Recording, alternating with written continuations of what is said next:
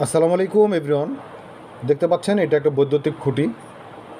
তো এখানে এই যে বৈদ্যুতিক খুঁটি, এখানে যে তারটা দেখতে পাচ্ছেন, এই তারের উপরে কিন্তু গাছের ডাল পড়ে গেছিলো, বড় বড় গাছের ডাল পড়ার কারণে এই যে দেখেন এটা কিন্তু পোল্টপ পিনটা বাঁকা হয়ে গেছে। প্লাস হচ্ছে এখানে যে তারটা বাইন্ডিং করা ছিল, এই তারটা কিন্তু ওখান থেকে ছুটে গেছে। ছুটে যাওয়ার ফলে এই তারটা দেখেন খুঁটির মাথায় পড়ে গেছে।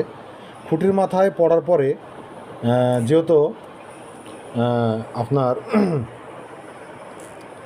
খুঁটিটা ভিজা ছিল, বৃষ্টির কারণে খুঁটিটা ভিজা ছিল, সেই জন্য এখানে কিন্তু গ্রাউন্ডিং পেয়ে গেছে। গ্রাউন্ডিং পাওয়ার কারণে এখানে কিন্তু আগুন লেগে গেছে।